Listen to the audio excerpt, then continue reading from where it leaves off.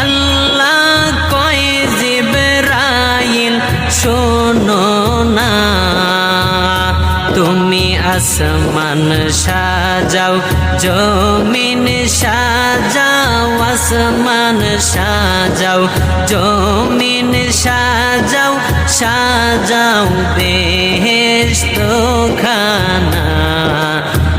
ঈমানদার গণ জুলুস করো না, ঈমানদার গণ জুলুস করো না।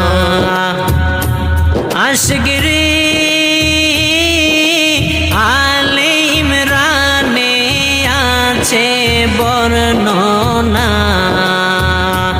আশগিরি